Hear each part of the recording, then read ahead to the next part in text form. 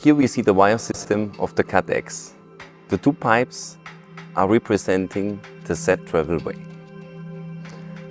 In the first step, we're heating up the wire inside, and afterwards we cool it down to make the wire stiffer.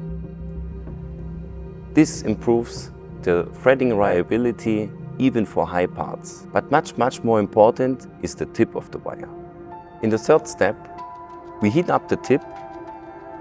Afterwards, by controlled pulling the wire, we create a wire break. But thanks to our developer, we create a perfect tip which provides you the most reliable threading system on the market with a success rate about 100%.